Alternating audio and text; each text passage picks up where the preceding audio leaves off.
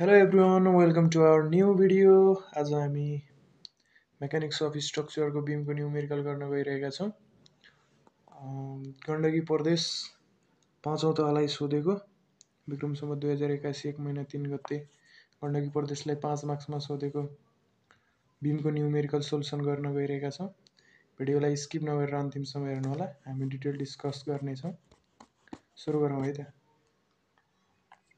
क्वेसनले के भनेको छ भन्दाखेरि चाहिँ draw the bending moment and shear force diagram for a simply supported beam. For a simply supported beam of length L carrying a uniformly distributed loading of W kilonewton per meter throughout the span भनेर 2.5 marks र 2.5 गरेर total 5 मार्क्समा सोधेको छ। यो चाहिँ shear force निकाल्ने बापत हामीलाई 2.5 अनि बेन्डिङ मोमेन्ट निकालेर त्यसको डायग्राम बनायौँ भने चाहिँ हामीले चाहिँ 2.5 गरेर चाहिँ टोटल 5 मार्क्स आएको छ।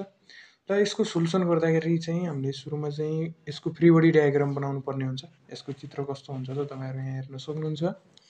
हामीले सुरुमा के गर्यौं त भन्दाखेरि चाहिँ एउटा सडनली एउटा चाहिँ बीम बनायौं। बीममा चाहिँ एकातिर हाम्रो सिम्पली सपोर्टेड बीम भनिसकेपछि एकातिर चाहिँ हिन्ज लाग्ने भयो र एकातिर रोलर। जहिले पनि हिन्जमा चाहिँ दुईटा रिएक्सन फोर्स हुन्छ, आरएएक्स र आरएवाई।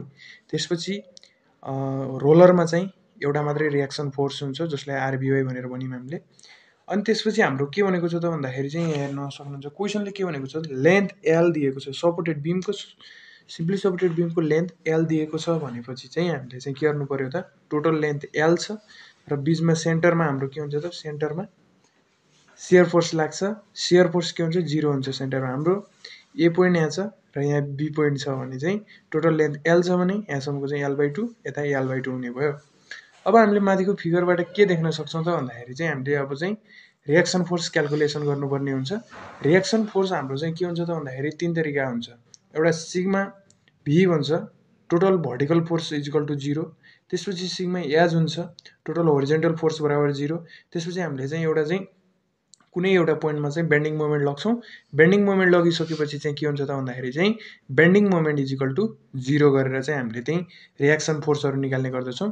अब सुरुमा चाहिँ हाम्रो के छ भन्दाखेरि चाहिँ यहाँ आरएक्स भनेको एउटा मात्रै छ, यो निकालिरहन परेन। आरएक्स बराबर के हुने भयो त अलरेडी 0 हुने भयो। यहाँ कुनै पनि अर्को चाहिँ होरिजोन्टल फोर्स लागेको छैन, सो आरएक्स बराबर के हुने भयो 0 हुने भयो। अलरेडी 0 नै छ। त्यसपछि हाम्रो आउँछ समेसन अफ भर्टिकल फोर्स बराबर 0। भर्टिकल फोर्स भनेको चाहिँ के छ त भन्दाखेरि चाहिँ एउटा यहाँ आरएवाई देख्न सक्नुहुन्छ, त्यसपछि आरबिवाई छ अनि हाम्रो माथिबाट चाहिँ डब्लु किलोन्युटन पर मिटर लागिरहेछ। अब के हुन्छ भन्दाखेरि चाहिँ आरएवाई भयो, त्यसपछि आरबिवाई लेख्यौं हामीले अनि डब्लु चाहिँ यो भनेको किलोन्युटन पर मिटरमा छ, यसलाई हामीले किलोन्युटनमा चेन्ज गर्नुपर्ने हुन्छ। किलोन्युटनमा चेन्ज गर्दाखेरि चाहिँ के गर्नु पर्यो त भन्दाखेरि हामीले डिस्टेन्सले मल्टिप्लाई गर्नु पर्यो।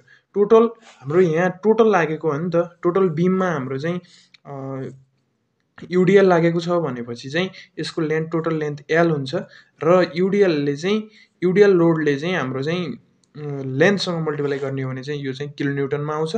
किलोन्युटन आएपछि इक्वल टु 0 भइहाल्यो, किलोन्युटनमा आयो त्यसपछि 0 भइहाल्यो। त्यसपछि आरएवाई प्लस आरबिवाई बराबर यो माइनसलाई चाहिँ यतापट्टि लग्दाखेरि चाहिँ डब्लुएल भयो। यसलाई इक्वेसन 1 मानौँ हामी।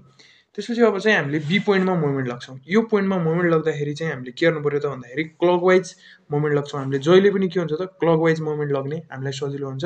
सो क्लकवाइज बीमा मोमेन्ट कसले दिन्छ त आरएवाईले दिन्छ। आरएवाईले यसरी दिन्छ। आरएवाई हाम्रो मोमेन्ट भनेको के हो force into perpendicular distance, force into perpendicular distance भन्छ। सो आरएवाईले चाहिँ कसरी दिनु भयो आरएवाई इन्टु टोटल लेन्थ एल हुने भयो हैन। त्यसपछि हामीलाई अर्को केले दिन्छ डब्लु, डब्लुले पनि दिन्छ नि, यहाँबाट यहाँसम्म दिन्छ, टोटल दिन्छ भनेपछि डब्लु इन्टु एल। पहिला चाहिँ हामीले के गर्नु पर्यो डब्लु इन्टु एल, त्यसपछि अनि यसलाई चाहिँ एल/2 डिस्टेन्स बाइ 2 गर्नुपर्ने हुन्छ। सो हामीले यहाँ त्यही गरेका छौं।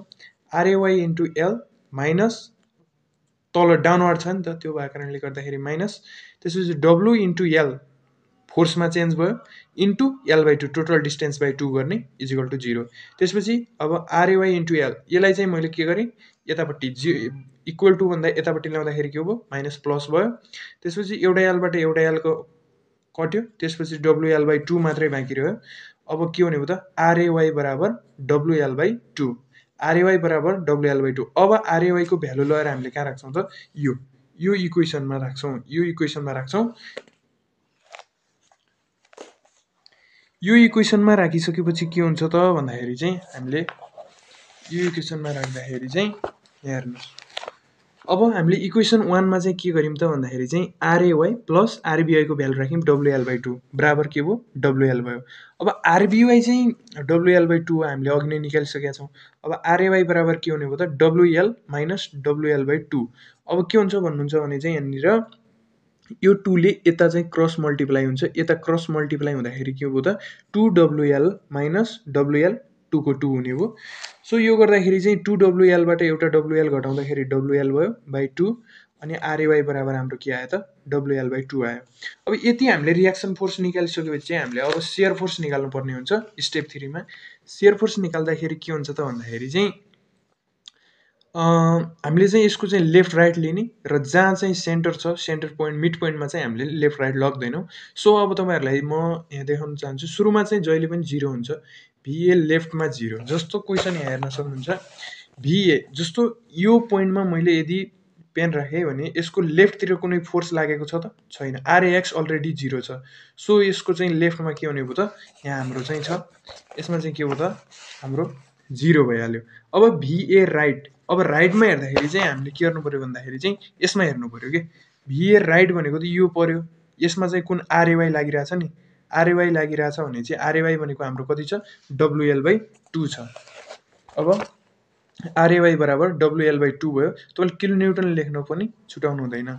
अब VC भन्छ मिड पोइन्टमा चाहिँ कति लागिरहेछ त, शियर फोर्स कति छ त भनेर निकाल्दाखेरि चाहिँ अब केले दिन्छ यसको चाहिँ यताबाट केले दिन्छ WL/2 अनि फेरि यो टोटल W ले चाहिँ के हुन्छ त भन्दाखेरि W into L, total L, त्यसपछि के हुन्छ L/2/2।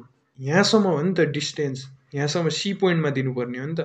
त्यो भएको कारणले गर्दाखेरि चाहिँ यहाँसम्मको डिस्टेन्स यो युडिएल यहाँदेखि लागेछ, यहाँसम्मको डिस्टेन्स L/2 अनि बाई 2 गर्दाखेरि चाहिँ के हो त भन्नुहुन्छ भने हेर्नु WL/2 WL माइनस WL/2 गर्दाखेरि चाहिँ के भयो त WL/2 माइनस WL/2 गर्दाखेरि चाहिँ दुईटै कट हुँदाखेरि चाहिँ 0 भयो। अब त्यसपछि चाहिँ अब VB लेफ्टमा चाहिँ के लागेको छ त W हैन। अब त यसले त टोटल दिने हो नि त W into L/2, W into यहाँसम्म L/2 दिएको थियो। अब यहाँदेखि यहाँसम्म पनि के हुने भयो त टोटल L हो, L/2 हुने हो, W इन्टु L/2 भयो। यो गर्दाखेरि यहाँ माइनस WL/2। अब VB राइट, VB को राइटमा चाहिँ कस्तो छ भन्दाखेरि चाहिँ हेर्नु आरबिआई लागिरहेछ। अब आरबिआईको भ्यालु भनेको चाहिँ कति हो त भन्दाखेरि चाहिँ WL/2 हो। आरबिआईको भ्यालु अब लेफ्ट पहिला माथिको लेख्ने, त्यसपछि माथिको लेखिसकेपछि हाम्रो राइटमा के लागिरहेछ त WL/2 माइनस प्लस के भयो 0 भयो। हाम्रो शियर फोर्स जहिले पनि 0 आउनुपर्छ, सुरुमा 0 आयो भने लास्टमा पनि 0 आउनुपर्छ। So that it's okay. अब हामी बेन्डिङ मोमेन्ट निकाल्छौँ। बेन्डिङ मोमेन्ट पनि जहिले सुरुमा के हुन्छ 0 नै हुन्छ र यसको युनिट भनेको किलोन्युटन पर मिटर हुन्छ, यो लेख्न चाहिँ नछुटाउनु। MC, अब यो सी पोइन्टमा चाहिँ बेन्डिङ मोमेन्ट लगाउँ है त। बेन्डिङ मोमेन्ट लाग्दाखेरि सी पोइन्टमा चाहिँ कोले बेन्डिङ मोमेन्ट दिन्छ त, एउटा चाहिँ आरएवाईले दिने भयो, आरएवाई इन्टु L/2 भइहाल्यो, क्लकवाइज दिन्छ। त्यसपछि W ले एन्टी क्लकवाइज दिन्छ, W इन्टु L पहिला अनि L/2/2, यहाँसम्म हो नि त, यहाँसम्मको डिस्टेन्स L/2 अनि बाई 2। त्यसपछि अरू कसैले दिन्छ त दिन्न। सो अब यहाँ हेरौँ, अब WL/2 इन्टु L/2 भनेको डिस्टेन्स भइहाल्यो। त्यसपछि फोर्स भनेको W इन्टु L/2 फोर्स, त्यसपछि L/2 डिस्टेन्स बाई 2 गर्ने, अनि त्यसपछि यो गर्दाखेरि हाम्रो कति आयो त WL²/4 अनि माइनस, अब यो के हुन्छ त भन्दाखेरि यो 2 2 जा 4 अनि यो 2 माथि जान्छ, यो माथि गएर मल्टिप्लाई हुँदाखेरि 4 इन्टु 2 भयो, माथि चाहिँ WL² भयो। अब WL²/4 माइनस WL²/8, यो गर्दाखेरि 8 र 4 मा चाहिँ एलसिएम के आयो त 8 आयो। अब 8 ले 8 भागा 4 गर्दाखेरि चाहिँ कति हुने भयो त 2, अनि 2 ले यहाँ मल्टिप्लाई गर्ने 8/8 गर्दा 1 हुन्छ।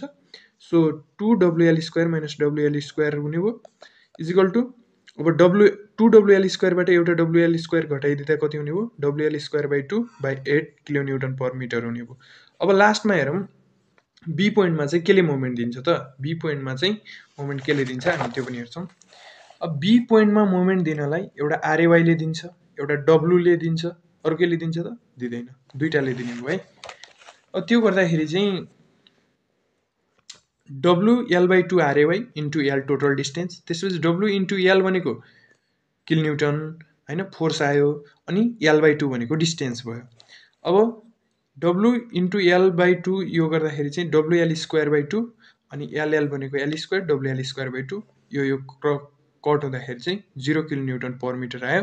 हाम्रो के हो त यहाँ पनि 0 आयो यहाँ पनि 0 आयो यो दुइटै 0 आउँदाखेरि हाम्रो बेन्डिङ मोमेन्ट पनि ओके छ। अब हामीले यसको फ्री बडी डायग्राम चाहिँ बनाउनु पर्ने हुन्छ। यसका लागि चाहिँ अब स्टेप 5 मा फ्री बडी डायग्राम गराउनका लागि फेरि हामीले एउटा फिगर बनाउँछौँ फिगरलाई यो टाइपमा गर्छौँ अनि त्यसपछि हाम्रो के हुन्छ त भन्दाखेरि चाहिँ फ्री बडी अब सुरुमा चाहिँ हाम्रो के छ त भन्दाखेरि चाहिँ VA शेयर फोर्समा VA 0 छ हैन VA 0 छ भने चाहिँ हामीले यहाँ हेर्नु VA 0 VA राइट भनेको WL/2 प्लसमा छ भन्दाखेरि चाहिँ प्लसमा हाम्रो के हुने भयो माथितिर जाने भयो। यो गरिसकेपछि सी पोइन्टमा हाम्रो 0 छ सी पोइन्टमा 0 त्यसपछि फेरि -WL/2 छ यहाँ हेर्न सक्नुहुन्छ -WL/2 यो गर्दाखेरि हामीले चाहिँ सिम्पली सपोर्टेड बीममा चाहिँ युडिएल लागिरहेछ भने त्यसको शेयर फोर्स डायग्राम कस्तो हुन्छ त भन्दाखेरि ट्रायंगल टाइपको हुन्छ। यो यसरी ट्रायंगल टाइपको चाहिँ हुने गर्दछ। यो भनेको हाम्रो के भयो त शेयर फोर्स डायग्राम भयो। अब हामी बेन्डिङ मोमेन्ट डायग्राम हेर्छौँ। बेन्डिङ मोमेन्ट डायग्राम हाम्रो चाहिँ सुरुमा 0 छ र बीम पोइन्टमा पनि 0 छ। यो गरिरहँदाखेरि अब चाहिँ सी पोइन्टमा हामीले के गरे कति निकालेका छौँ WL²/8 निकालेका छौँ। हामीले यो स्यागिङ र हगिङको कुरा आउँछ सो हामीले चाहिँ यसलाई चाहिँ तलतिर प्लस मान्दा पनि हुन्छ माथितिर प्लस मान्दा पनि हुन्छ तर धेरै जसो चाहिँ तलतिर मान्ने भएको कारणले गर्दाखेरि मैले पनि तलतिर गरेर दिएको छु।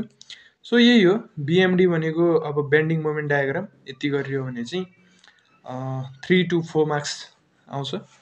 So thanks for watching subscribe our channel अनि नयाँ भिडियोहरू चाहिँ म ल्याएर पुनः आउनेछु।